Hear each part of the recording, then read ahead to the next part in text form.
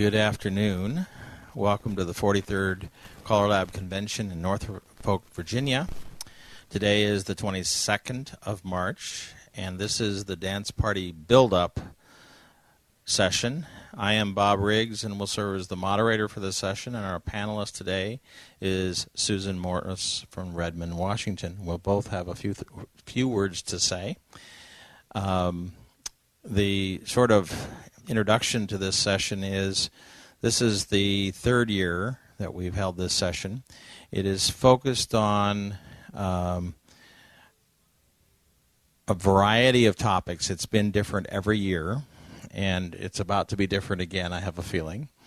But when we thought of the original topic, it was if you do dance parties of some variety, where do you start them?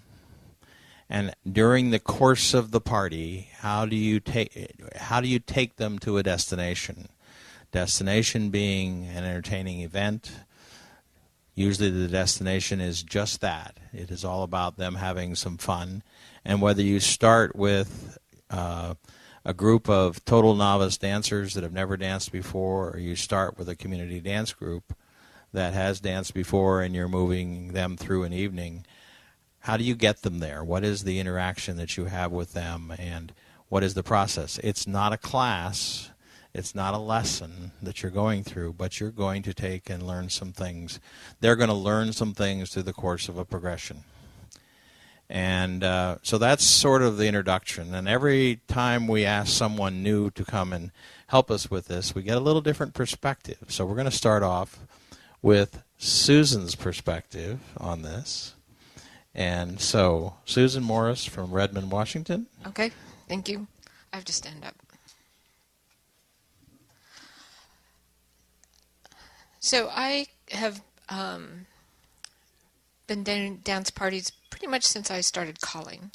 And at first, I did think they were basically the same as a first night of class. It was the idea that you wanted to get people interested in pursuing square dancing as an activity. But that never happened, and so after attending CALLERLAB and several of the beginning dance party leader seminars, I've come to realize that it's an evening in and of itself. The idea is you want them to have fun so that if they ever come across square dancing again, or square dancing crosses their path somewhere in the future, they go, oh, yeah, I kind of remember that and I had a good time, and maybe they'll pursue it then. But it's not a direct recruitment activity, which maybe we'll talk about later. So the way I always start is when I get a call or an email from somebody we'd like to have a party, is I call back and find out exactly what kind of party it is that they want to do. You know, is it a birthday? Is it a wedding reception? Is it wedding rehearsal? Is it a church group? Some of the most fun ones I've had are he has his group of friends, she has her group of friends, they just got married and they want their two groups of friends to get to know each other because they're going to start this life together. And wedding rehearsal dinners are fabulous because it's his family and her family and maybe they've never met. So there's the questions that you ask: why are you having it? Where are you having it? And what do you really expect? Sometimes they want to have a whole bunch of activities and dancing is just a small part. And you need to decide, is that going to work for you? If they are having a dinner, you, then a DJ, maybe you want to be before dinner so that they haven't had a lot of alcoholic beverages to drink. Or you may say, can I work with the DJ? That's up to you. I haven't done that, but sometimes they say, well, let's have 3 hours of dancing, but we're going to have all these other activities too. And it's like, well, you're not going to really dance for 3 hours. Especially brand new people, they're probably not going to be able to dance for 3 hours just because they're not used to it. Also, do they want only squares? And they go, we have no idea, is the most often answer I get is, we have no idea what we want. And I said, well, I do a variety of things.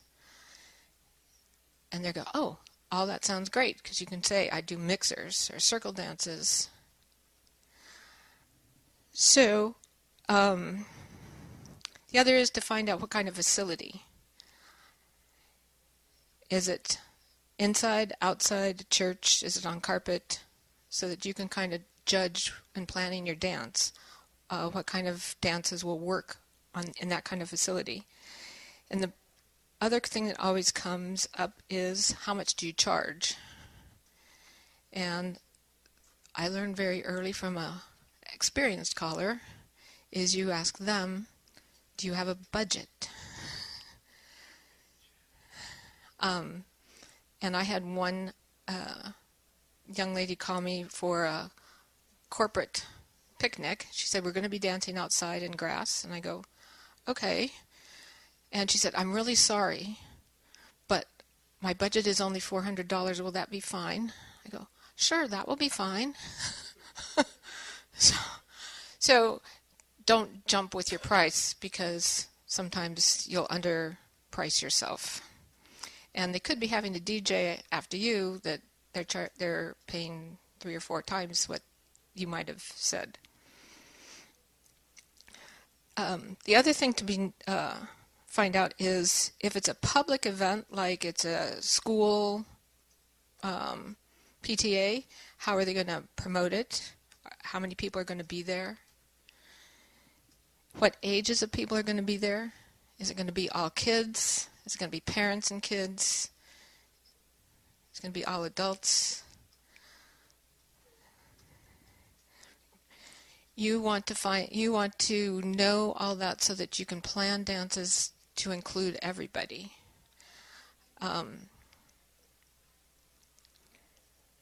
The other thing is you need to be prepared for something different than they actually told you. I've been told it would be an adult Sunday school class, but then there's usually a half a dozen toddlers in tow. And so toddlers usually don't want to leave mom or dad, or preschoolers don't want to leave mom or dad. So have a couple of dances in your pocket that can include everybody, even the kids. The other thing you run into is uneven gendered. Mostly women, mostly men. So dances that you can adapt to, not doing ladies chained if, you don't have any ladies. So how many of you have done party dances or do party dances regularly? Okay. How many of you do only squares at your party dances? Or do you do a variety? You do only squares. Okay. You do pretty much. Okay. Do you do lines too? No. Just squares.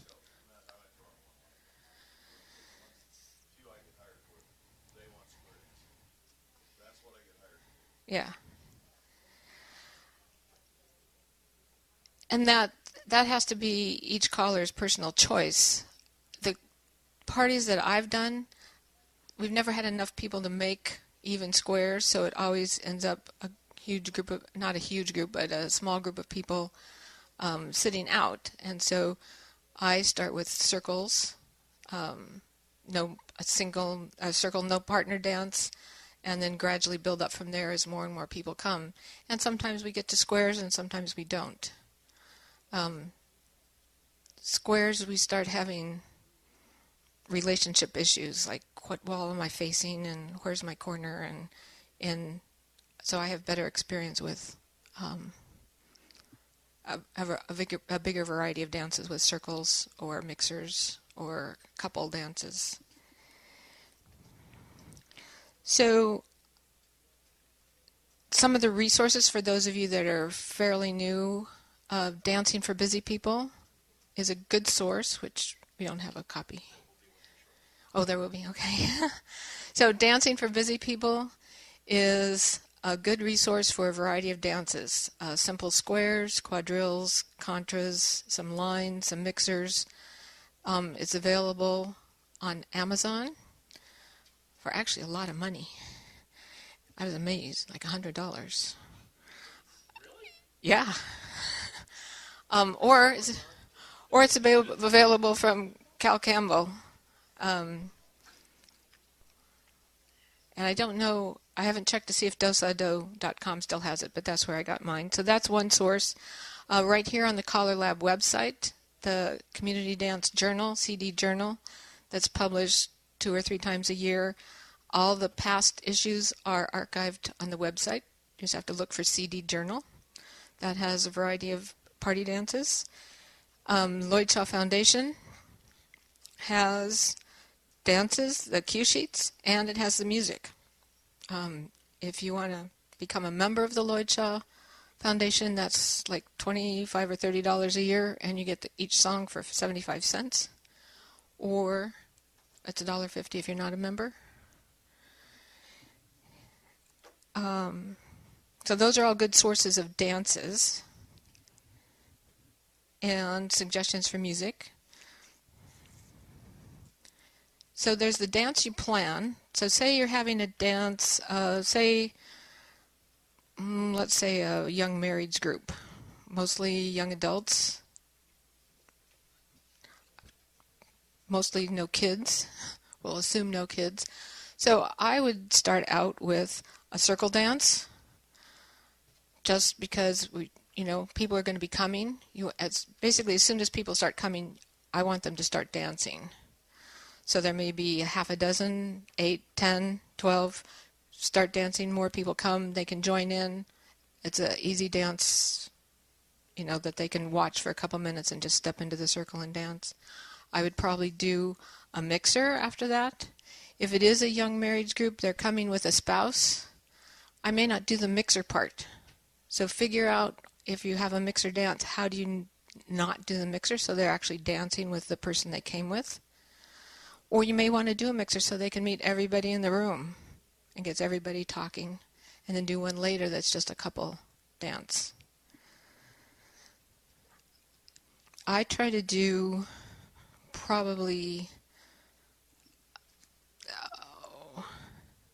30 to 45 minutes of dancing. So it could be 3 or 4 dances. By the time you walk through it, dance it, and then I give them about a 3-minute break to get a drink of water. I try not to. I always tell the organizers, they say, "What do you need?" I said, "I need a table, access to electricity, and your dancers need to have water so that they don't get too thirsty." So after a couple of circle dances or mixers, I would probably do either a square, or I would do a contra, a trio, a line, kind of just alternate back and forth. I think it depends on the group and the time you have to do. Sometimes I do 1 of each, sometimes I do 2 of each, and then take a break. And then there's the dance you plan, and then there's a dance you actually call. So I always spend some time when I get home. What did I not plan that I should have? How much did I plan that I didn't really need? What worked, what didn't work, so that you have that for next time. And that's at least my start. Okay? All right. So before I go on, do we have any questions for Susan? All right.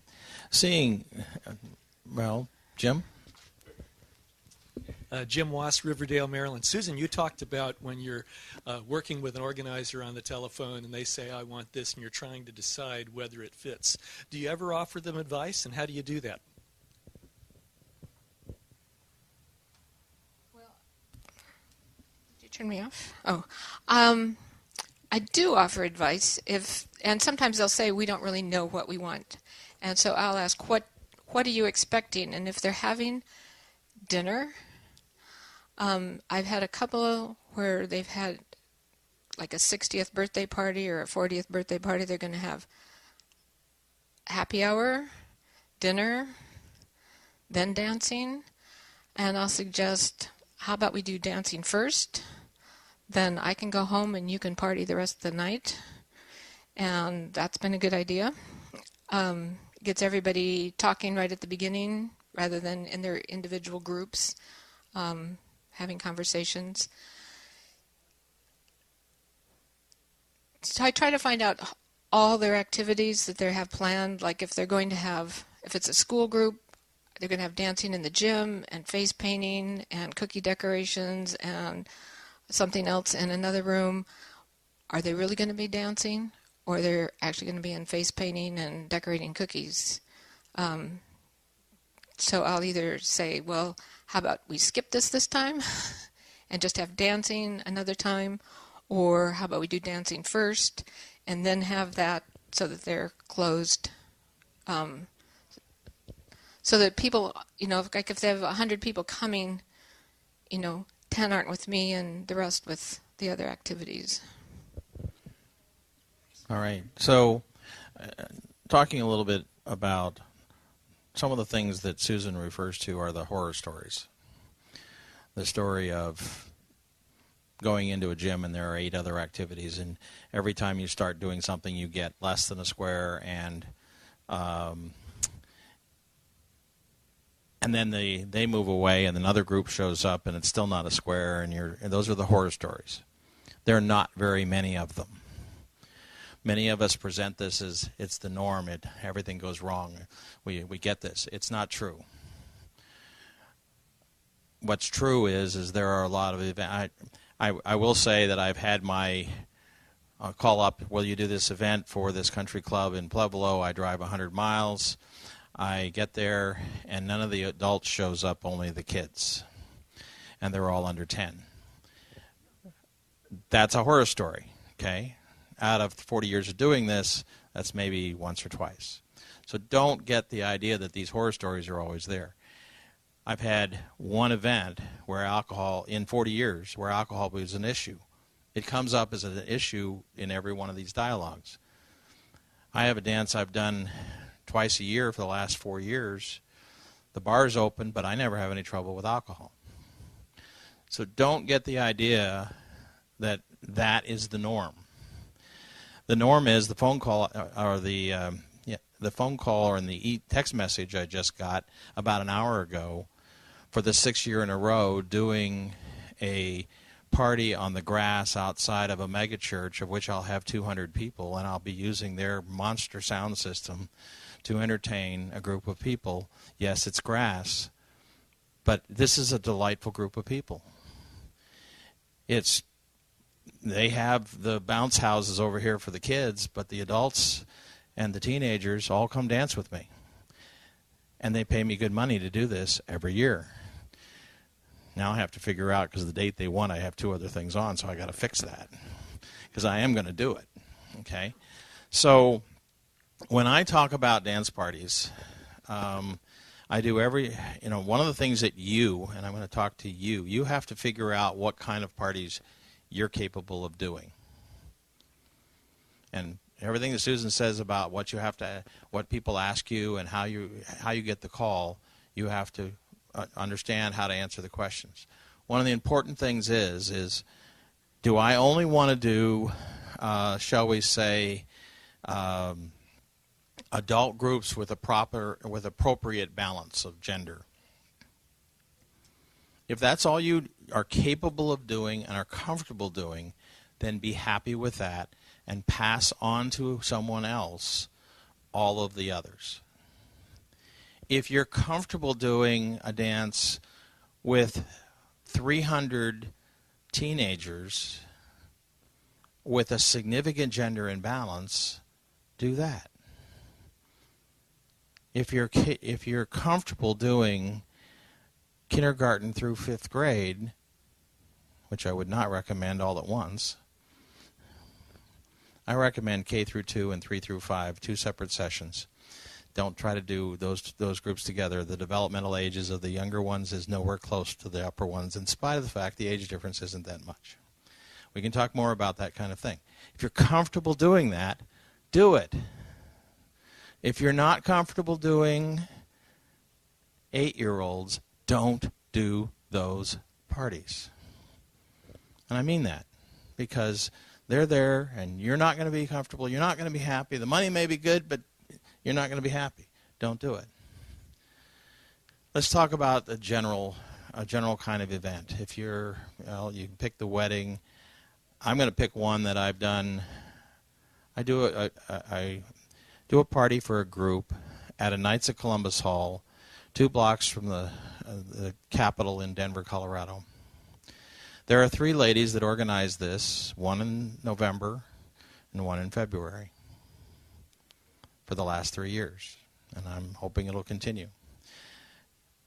They invite all of their family and friends through an email list, and it's part of a school network and a few other things, and the first time we had 175 people. To get that hall at a reasonable price, the bar is open. There weren't many people in the bar during the entire dance, but they're still happy to have us, because there's a few. We've structured the dance, and it's evolving, because this is for 3 years. So guess what? These people are no longer, there's a core of these people that are no longer raw beginners, that don't know how to circle left. There's now a group that have done some of the dances several times. So this is moving from the one-night party to a community kind of event. It's sort of transitional in nature in that respect. The organizer comes back every time and when we talk on the phone and we're getting ready to do it, has said, well, we'd like something harder. We like the squares, and we want it to be harder.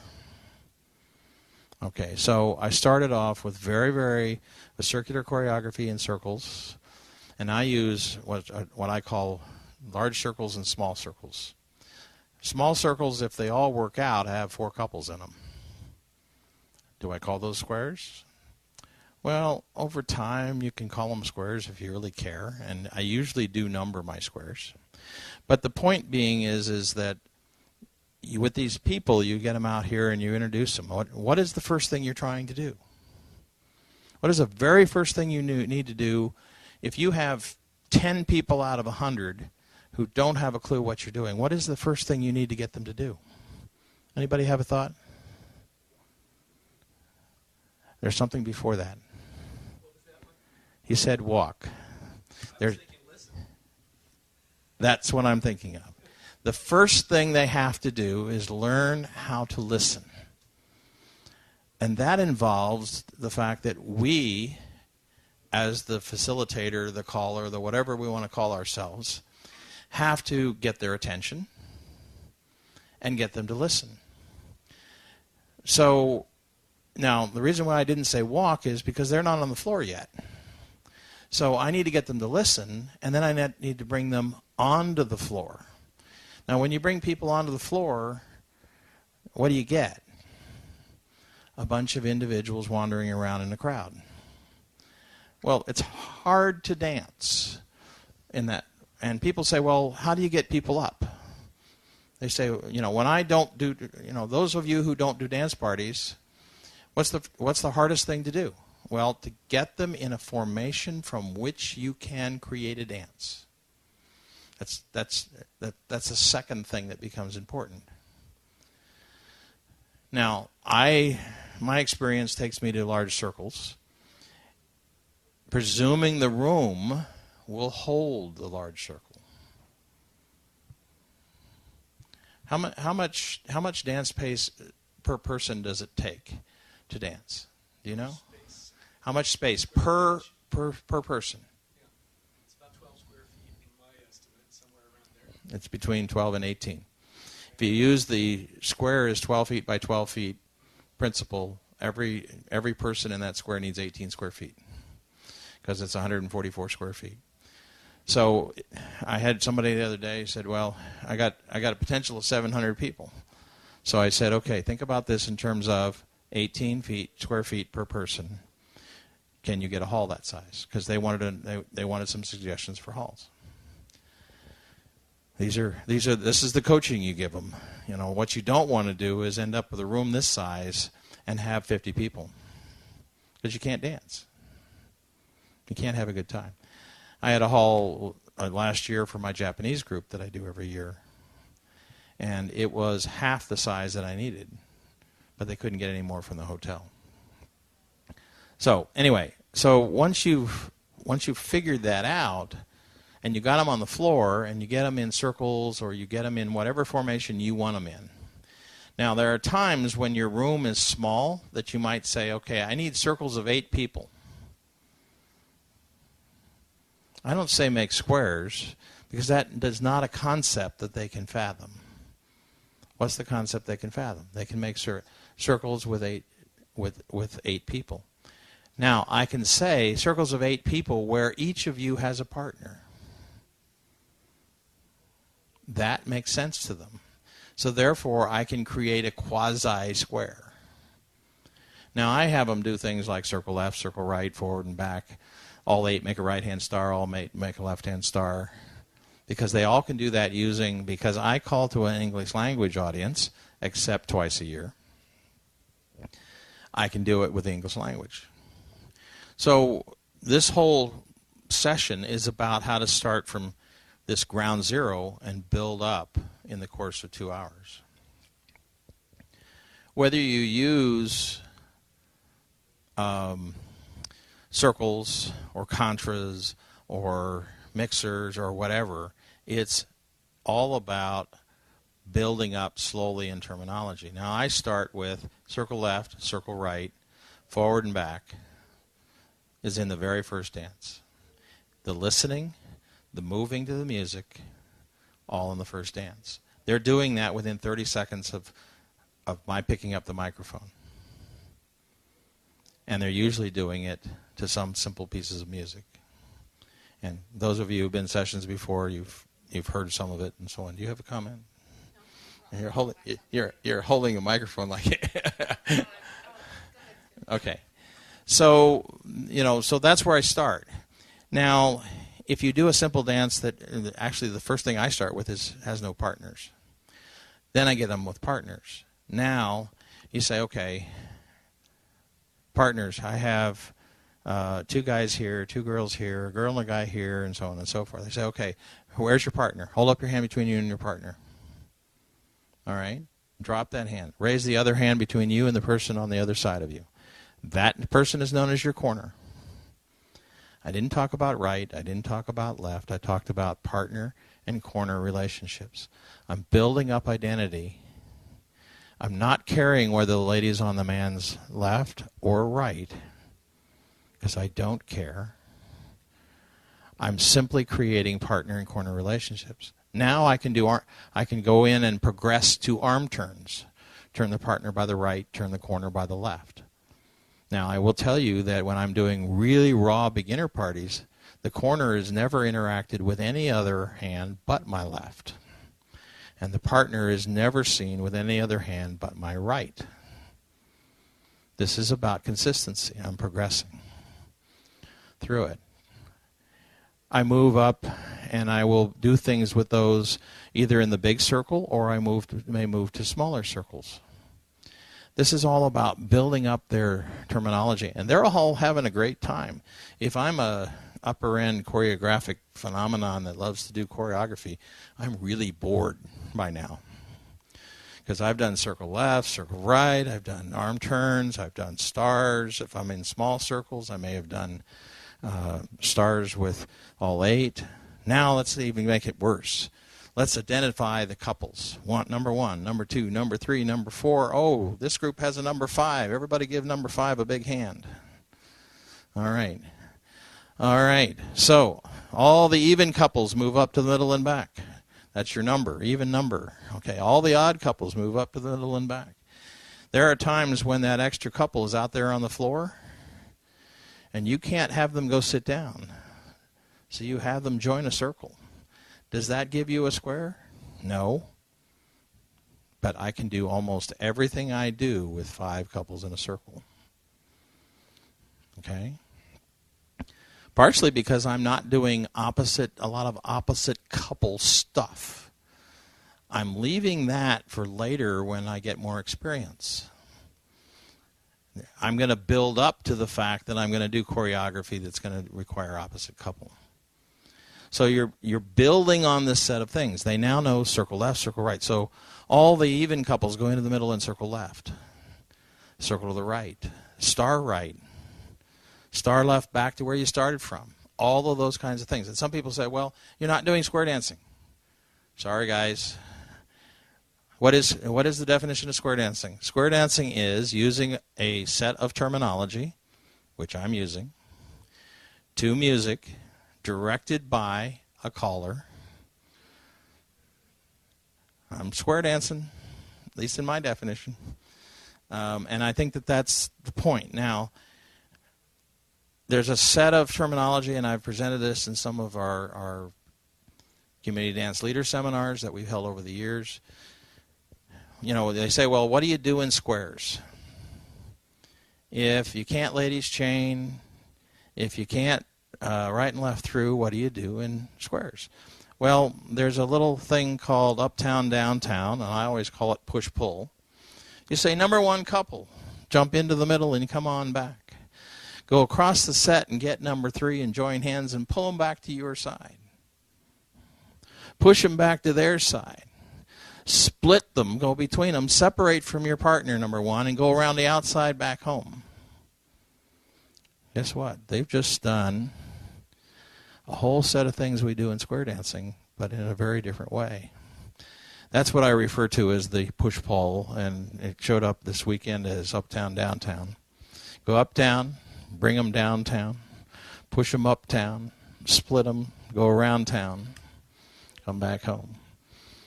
That was one of Dottie's contributions this weekend. So it's a very, very simple pattern, and they have a wonderful time with it. You've taught some forward and back. You've actually taught them to split somebody. You've taught them to separate around somebody. And so you've taught a bunch of our normal, basic choreography in a very different way. You know, you can have number two go across and get number four and do the same thing, and you have number three go across and get number one and do the same thing. So you can do it for each couple and let them do it. For us, mainstream and plus choreography nuts, that seems boring. For those people, it is totally entertaining. Super exciting, yes. Even things this is even simpler, guys. If you say number one couple lead out to the right and circle with number two, go all the way around and number one drop hands and pick up number three and circle up six. Go all the way around and number one drop hands and pick up number four and circle up eight. Now circle to the right, go all the way around till you get straight back home. You've done absolutely nothing from our high-level square dance perspective, but they just danced a good 30 seconds and had a terrific time. Yes?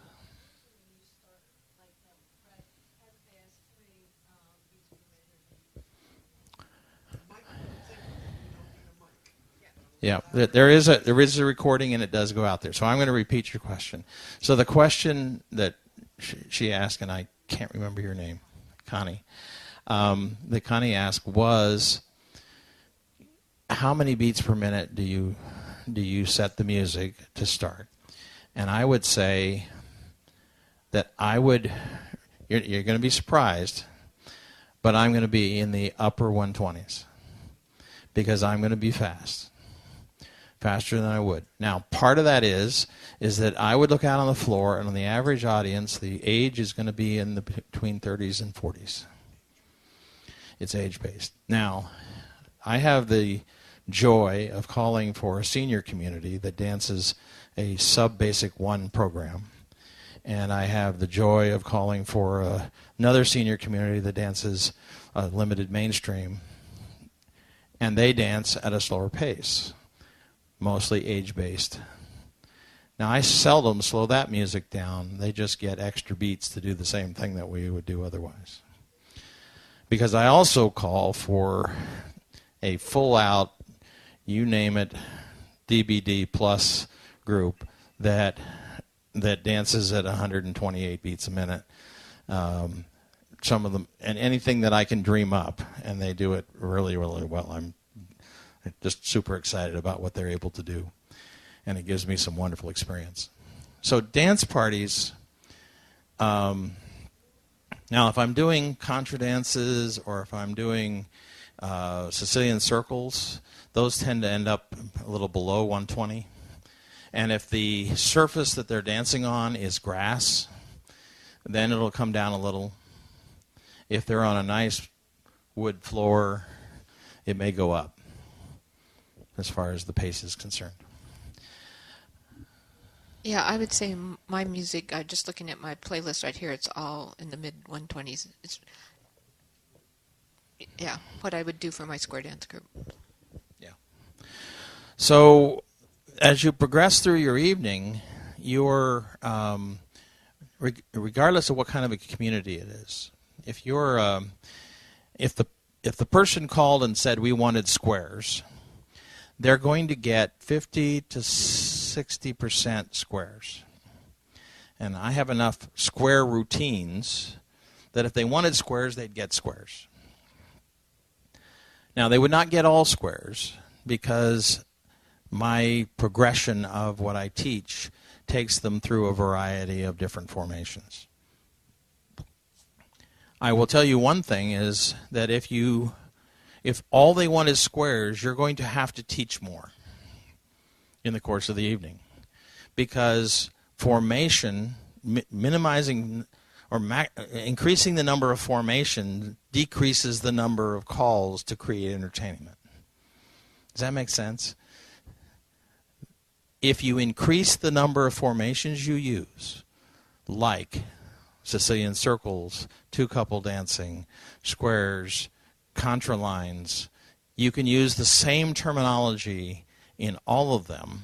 If you used one formation, and I don't care whether it's contras or Sicilian circles or squares, you're going to end up, to create the same level of entertainment, you're going to end up introducing more terminology. Or you're going to feel like you have to. Yes, Jim. Jim Wass, Riverdale, Maryland. You did say, Bob, that when they ask for squares, you give them a higher percentage of squares.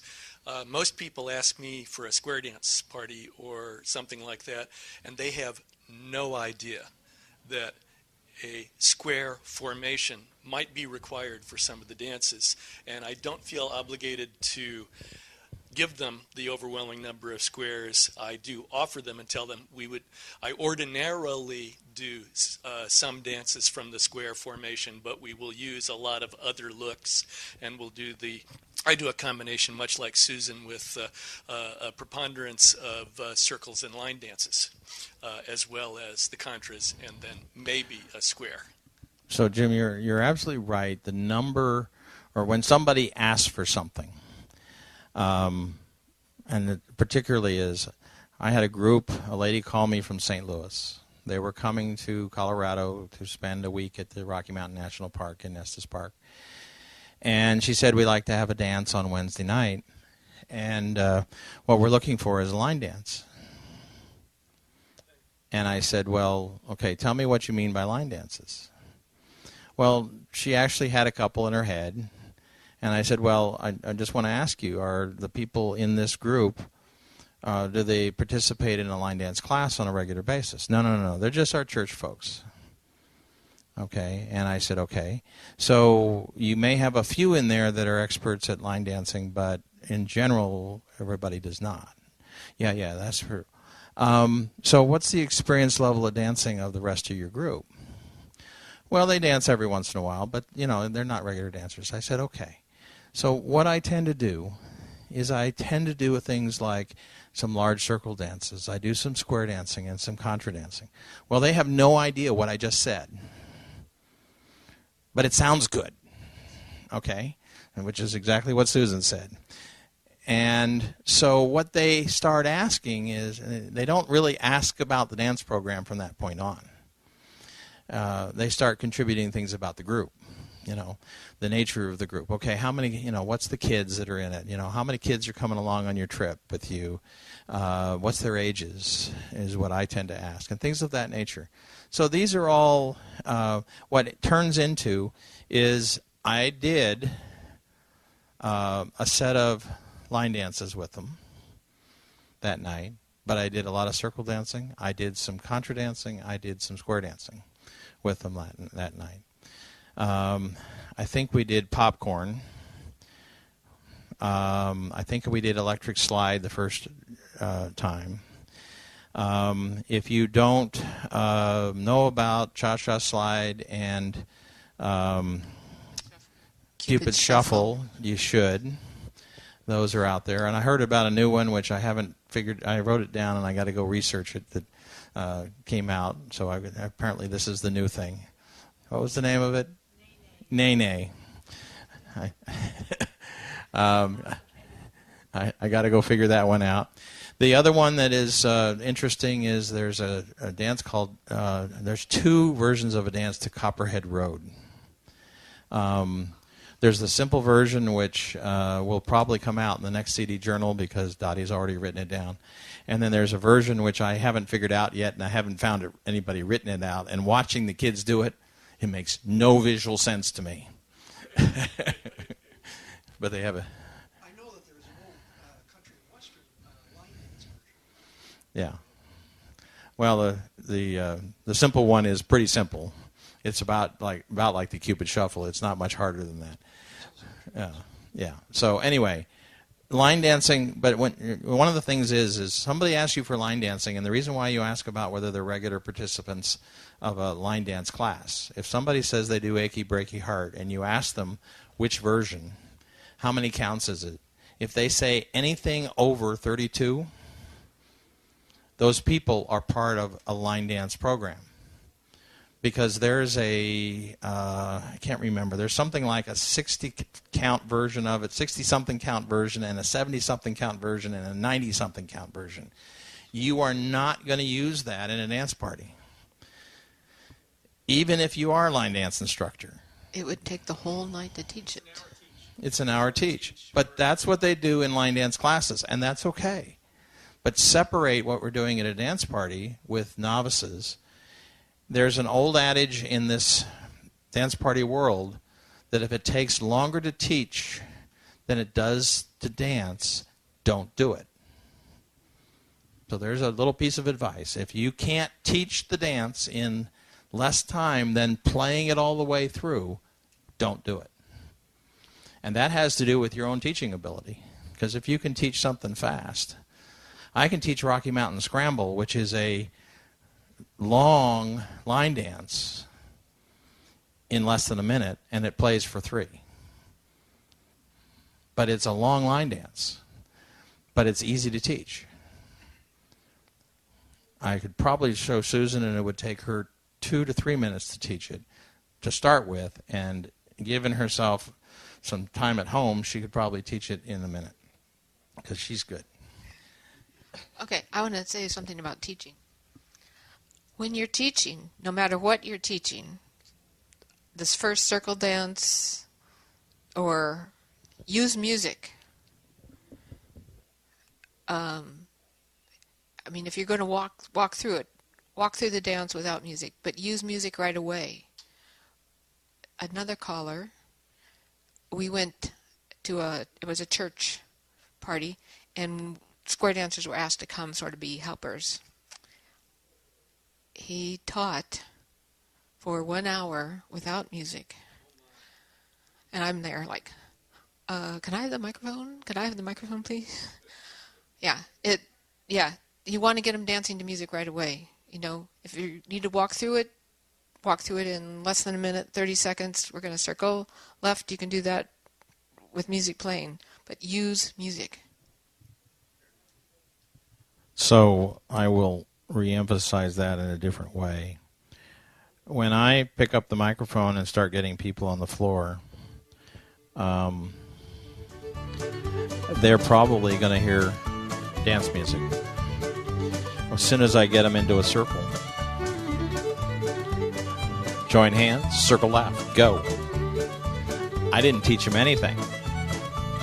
Circle to the right, go the other way, back. They struggle with it a little bit. Everybody go forward and back. Go forward, 2, 3, back, 2, 3. What did I do? I helped them know how far. Circle left. Count them with me. 1, 2, 3, 4, 5, 6. Circle to the right. 1, 2, 3, 4, 5, 6. Go forward and back. Go 1, 2, 3, and back, back, 2, 3. I just taught them circle left, circle right, and forward and back to music, and they had no problem with it. Now, if they were non-English speaking folks, then I have to show them. Then I show them. I have a group of Japanese 13, 14-year-olds that I do every summer. They're coming over here for a month-long exchange program. We do a lot of showing, but they're so sharp that you show them once and they're done. And I don't say, join hands, circle left. I say, go left. Go right. They know what I mean. I simplify the language, and I'm consistent with the language. They're here to spend a month living with a rural family in Colorado on their ranches and farms and businesses. But I get them the very first night they're in town. They're still half asleep from jet lag. And I get them for 2 hours that night. And the next afternoon when the host families show up, we dance the exact same dances that they now know with the host families that don't have the language problem. Last year we had close to 300 people in a room that was too small, and it was absolutely delightful. And just to add, in situations like that, one of your best investments is a wireless mic so that you can be out on the floor to show them. So the purpose of this session is to talk about the things that happen before you do the event, and then what do you do at the event. I think it's really critically important. If you arrive at the event and you say, okay, folks, it's time to dance. Would you all get up and make squares of 8 people with a partner? You just lost them. They don't know what a square is. And as soon as you said squares, they're going, I don't know. With a partner they can handle. 8 people they can handle. Okay, so sneaking up on that concept. If you said, okay, now, 1 and 3, heads, you're going to go forward and back. Well, you just used a whole bunch of terminology that you didn't introduce them to. And then you start thinking about, ladies' chains or the girls do this and the boys do this. By the way, if you have a square of 4 couples, only 2 men, if you say ladies go forward and back, who goes forward and back? 6 of them, right? All the men go forward and back. 2 of them. Guess what? That's okay. I want the ladies to be ladies and I want the gents to be gents. I don't care whether they're left-hand dancers or right-hand dancers. All right? I've been known in a big circle to have all the ladies go into the center and give me a good scream. Come back out. All the men to the middle make a lot of noise. Of course, the guys have to work harder at it because there are fewer of them. But guess what? They have fun with that. And that's what we're there for. So as you can tell, I'm a little passionate about this. I'm passionate about most of my dancing, but so think about the fact I've heard people come out, and first time I ever saw somebody teach traditional squares, it was sort of like your hour-long teach. They said, well, you got to, number 1, you got to know who you are, and then you got to lead out to the right, and you're going to do this and this and this and this and this and this. And I'm going, went right over my head. And I was good as a recreational square dancer, but I'd never seen traditional. And the guy was just out there just talking up a storm, and none of the terminology made any sense to me. So what I'm saying to you is start someplace where they are. Join hands, circle left. Give them identity. Now, different ones of us some use heads and sides. I use numbers. 1, 2, 3, 4, 5. If I have 5 couples in a set, I'll say odds and evens. I use a lot of choreography that is sort of traditional and sort of not. The old Solomon Levi singing square, number 1, stand back to back, separate, go around the outside track, pass your own and come on back, pass her again to the corner, turn the corner by the left. Then you do that, and then you do a bunch of other things. Then you do it number 2, number 3, number 4. That's the old Solomon Levi figure. Now, it goes on with 1 and 3 stand back to back, separate, go around the outside track, pass somebody, pass partner, pass somebody again, pass partner again to the corner, and there you are. 2 and 4 can do it. Now it gets dangerous. All 4 couples stand back to back, separate, go around the outside track, find your partner somewhere there, pass them by to the corner. Guess what? You've used English and things that our audiences in general will understand. There's a set of square dance material like that doesn't require that we do even pass-throughs as we know them, because pass-throughs are confusing. Believe it or not, splitting 2 is easier than passing through for most of people, because you got 2 people together and you can say split the other 2. There's a figure where you can say number 1 couple go forward and back, go down the center and split the ring, separate from your partner, go around the outside. That's an old piece of choreography, but it makes sense to English-speaking human beings without a lot of terminology. So I want to get across that if you can use choreography like that, you can get a ton of dancing in without having to teach a lot of the stuff that makes our grid system work. But there's actually things you can do. For example, in our basic 1 program, if you say number 1 and 3 promenade outside the ring, come down the center, go halfway around, come down the center and pass through. Now I've got the pass through in by now. Separate, go around 1, come into the middle. You've created a pattern that fits into our grid system a little bit better. And you can say, in the middle, pass through, and there's your corner. Okay? Does everybody see that choreography? That's community dance level choreography, not necessarily one-night choreography. That's a number of times into that you needed to build to.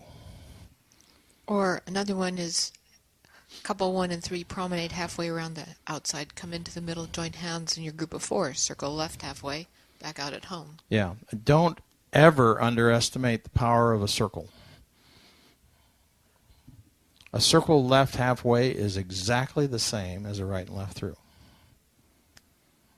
Now, you can even do it to the right to make it even harder, because people go right harder than they go left. All right. I've been known at dance parties. I did this one day in a Sicilian circle. Does everybody know what a Sicilian circle is? So you have a lot of two facing couple sets, and they're aligned around a big circle with everyone facing either direction of line of dance or reverse line of dance. So if everyone does a pass through and goes on to the next, they're going to dance with a new twosome. Well, imagine this. In your little circle 4, circle left halfway. As a couple, veer to the left. As a couple, veer to the right. As a couple, veer to the right. As a couple, veer to the left. Everybody circle left, halfway. You've created something that us English-speaking human beings can understand. And if you were dancing in another native language, you could use native language and insert some of those things. Now, do I want to teach veer to the left or veer to the right? No. Do I want to get my dancers to do it? Yes. Can I do it? Yes. They didn't need to know gender. They didn't need to know much at all other than natural movement and flow. So when you're talking about a dance party, you have to work out what this choreography is for you. And so when I'm probably way out of time here. I don't know what our time is. We got 5 minutes left, so Okay. I better give Susan a little time here. So one last thing. So this whole thing in the article that I wrote, the handout, talks about this build-up, and there's some sample choreography in there, and there's some various. If you have any questions, please email me. Let me know. I'd be more than happy to answer them. So the only other thing I would add to that is I do similar, starting with a big circle. Then I would have every other person step in and face the person on their right and do something with two people. And I'd use that as a couple, turn and face the two people next to you and do a Sicilian circle. But the thing I really wanted to say was, don't be afraid to do the same dance a second time that night with different music. They already know 3 or 4 or 5 things, but if you use a different piece of music, they'll think it's a brand new dance. So don't feel you have to have, a ton of dances. You can use the same dance, just use different music, especially if it sounds different. So we have about 5 minutes. Okay. Do we have any questions? I just started babbling here, and so I feel like I need to let you guys ask some questions. What do you guys do? I know most of you do this kind of thing. I know what Jim does. What do you do, Jim? You haven't done one? What kind of, have people called you about them? No? Okay. You interested in doing them? Yeah. Yeah. Okay. Very good. Mark, what about you? Yes, I've done a few. Okay. And I do have a question. Okay. Put it on the mic. Mark Fetzer, Jacksonville, Florida. I callers in our area when I started calling referred people to me because they didn't want to do them, and after one caller took me to one he did regularly and walked me through it, and he had as a group he had done several times, so he had them a ways along, and I, of course with the first one I did I couldn't get them anywhere near there, and then I did a gift certificate to my mother's church. They were having a silent auction for a dance party, and my mother bought it, and then she had me do it at the church. So I'm doing one at the church there every year, and I've done some at some other churches, and everybody seems to be happy. But one I have coming up is at a Catholic school. It's kindergarten through 8th grade. It's going to be divided into 3 groups. The younger group, I've got a square of dancers. We're going to demonstrate, and then I'm going to get the youngest group up for about 30 minutes. Then I think it's through kindergarten through 2nd grade, and then 3rd through 5th, and then 6th, 7th, and 8th. So the first group I figure I'll just do some stars and some circles and Alaman left, right, and left grand. Because I'm only going to have them up for 30 minutes. It should be. I won't get to right and left grand. Okay, that's okay. And I'm not worried about how far along I get with them. My main question is rip snort. Can I do that with the middle age group, or is that, or where would you go? So, with your question about the middle age group and rip and snort. You got to be careful about rip and snort because it can get wild. The answer to your question is, can you do it with the 3, 4, 5s? I would say yes. Yeah.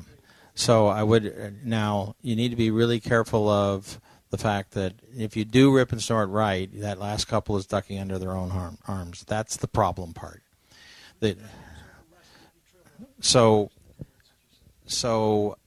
when you do a rip and snort, you've got a ring of people, and the designated couple, say number 1, is going to go down the center and split number 3.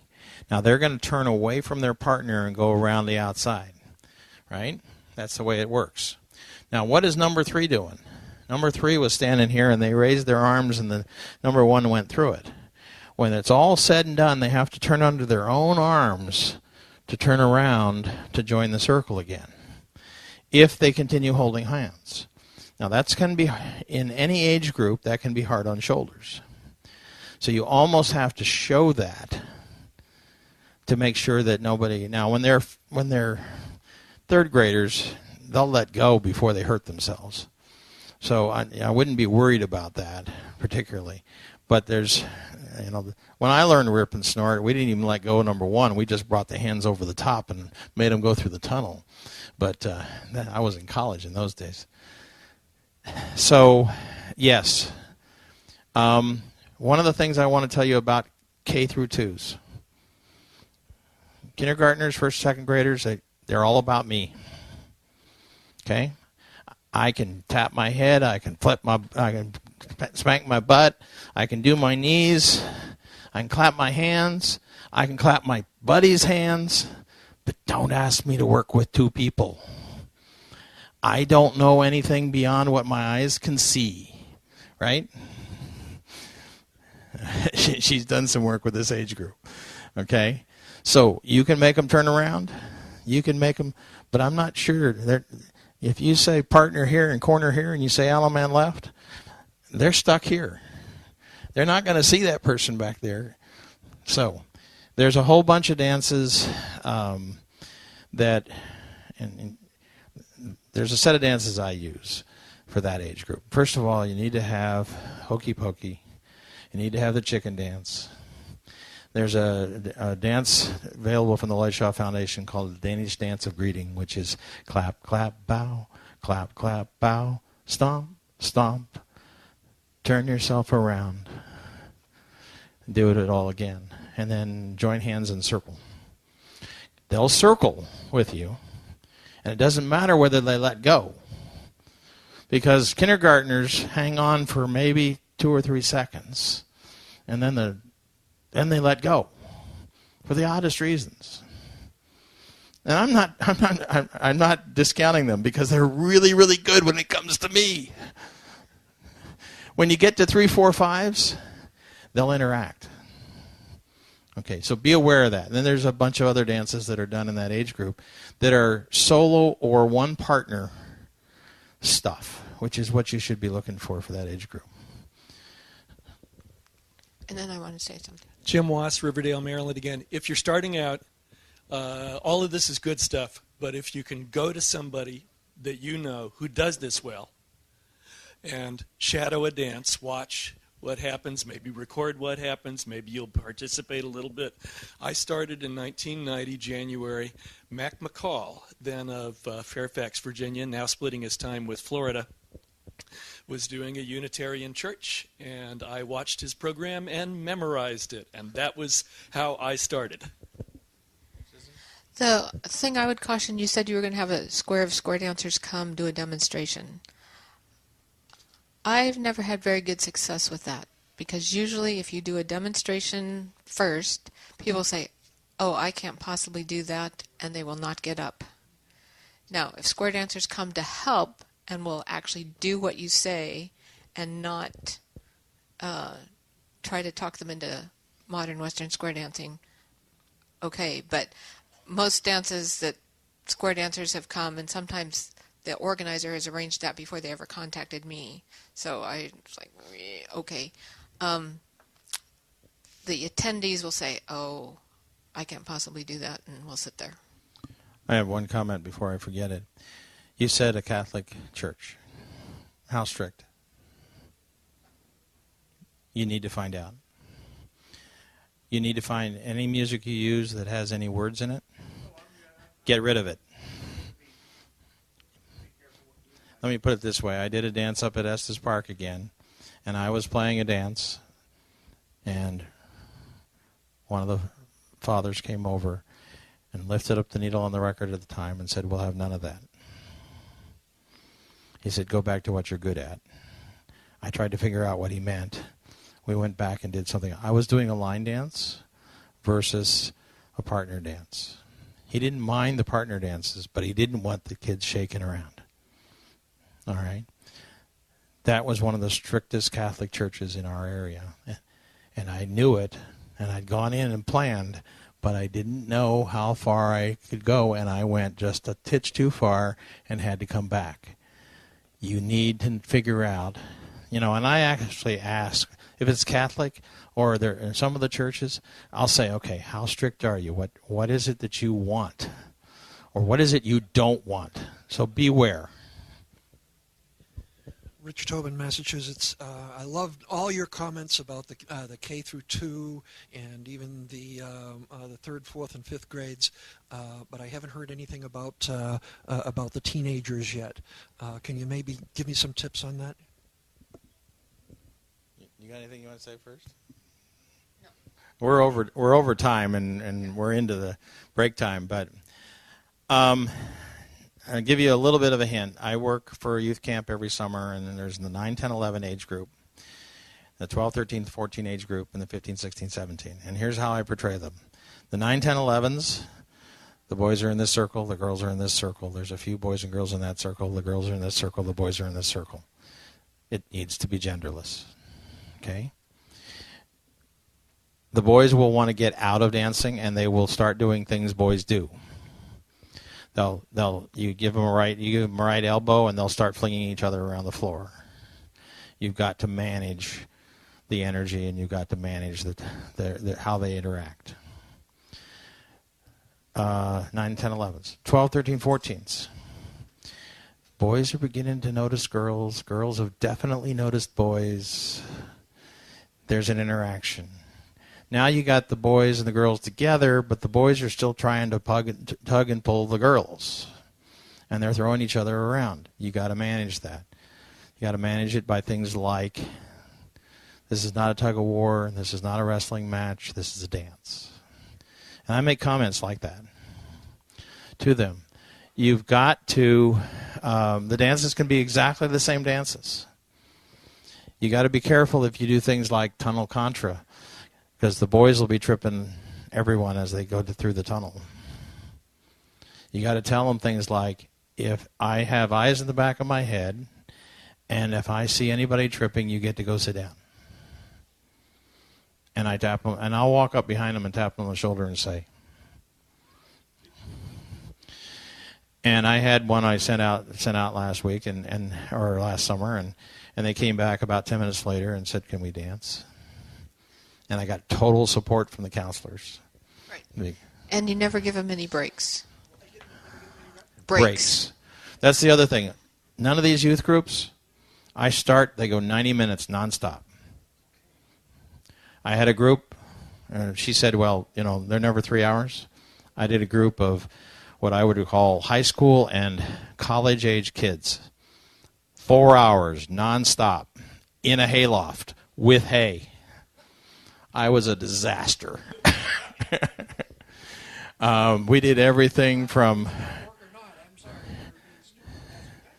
Oh, it worked wonderfully. They came back. I did stuff over and over them for 3 or 4 years, and I did everything from the hayloft to a semi-formal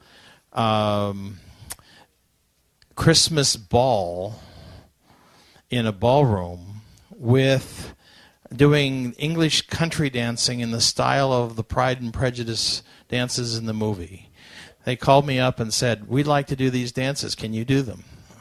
I'm going, yeah, I can learn. I'll do anything to entertain. People will tell you that, but that's what I mean by this is you have to pick what you can do. I almost said no because I've done some English country dancing and I understand the style, but teaching it, they did 4 hours and they did some dances which I thought for sure would just bore them to death.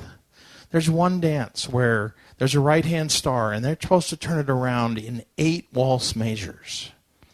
And then they turn around and do a left-hand star for 8 waltz measures. And they went crazy. They loved it. They loved it. And I'm going, okay, this is not typical teenage behavior. Now, it was a group of homeschool kids, that some of which had moved on to college, and they came back. I still am in touch with some of them. They're just delightful people. So, any quick questions? Because we're way over time now. Thanks, Susan Morris, for helping me out with this. Thank you all for coming.